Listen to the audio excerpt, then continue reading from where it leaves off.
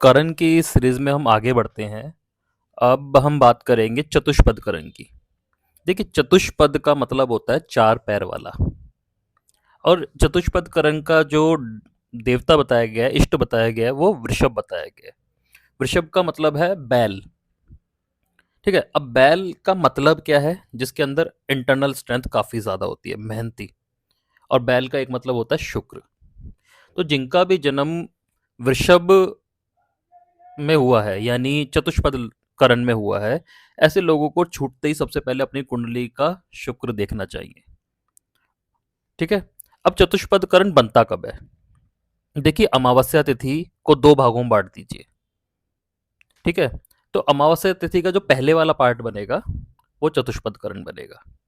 यानी यदि आपका जन्म अमावस्या को हुआ पड़ा है तो आपका चतुष्पद करण आ सकता है, लेकिन अमावस्या का फर्स्ट हाफ चतुष्पद माना जाएगा। ठीक है ना?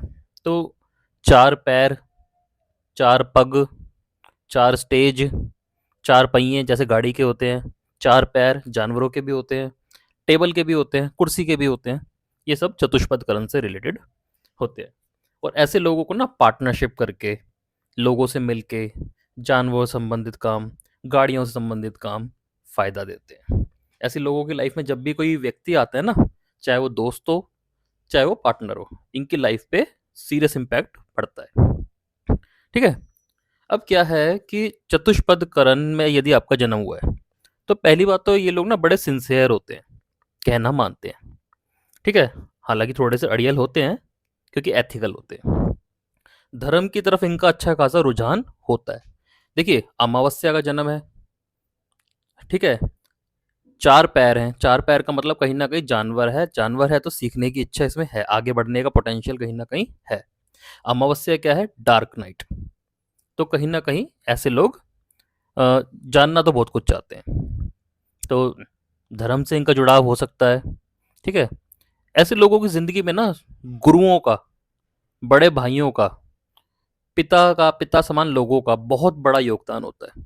अच्छा या बुरा कुछ भी हो सकता है, लेकिन यदि ये लोग उनसे, उनके अगेंस्ट जाते हैं, उनसे लड़ाइयाँ रखते हैं, तो इनको नुकसान संभव होता है। ठीक है ना? अब ऐसे लोग ना बहुत ज़्यादा किसी से जुड़ाव रखते नहीं। कभी भी आपको मिलेगा तो ऐसे लोग ना मतलब जुड़ेंगे, लेकिन इमोशनली ज़्यादा नहीं जुड़ेंगे। ठीक है। क्रिएटिव होते हैं, लॉजिकल बहुत ज़्यादा होते हैं, हर चीज़ में लॉजिक ढूंढते हैं। किताबों से और पढ़ाई से कोई ना कोई इनका लेना देना होता है, हमेशा होता है। ठीक है। मोस्टली ये लोग ना संतुष्ट स्वभाव के होते हैं, ज़्यादा इनको तमन्नाएं नहीं होती।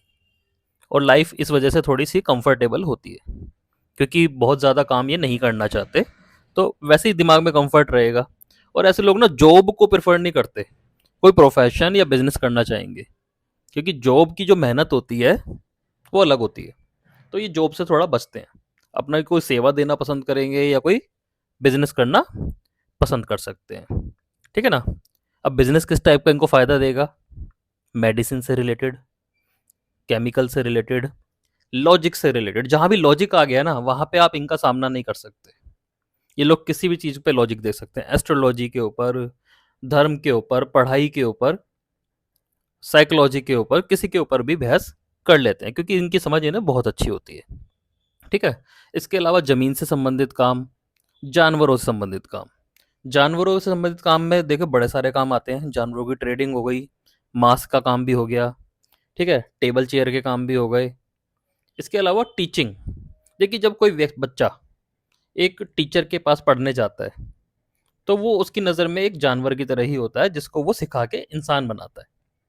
ठीक है ना? हालांकि चतुष्पद करण खुद ही जानवर का है, उसमें खुद सीखने की इच्छा है, लेकिन इनमें इतनी सीखने की इच्छा होती है कि किसी दूसरे से बहुत आगे जा चुके होते हैं। तो ये लोग टीचर बड़े अच्छे बन जाते हैं। ठीक है ना? अब चतुष्पद करण में एक बात पता है क्या है? कि इन लोगों के शरीर के अंदर जो ऊर्जा होती है वो अच्छी खासी होती है, लेकिन कहीं ना कहीं ये उसका उपयोग नहीं कर पा रहे होते।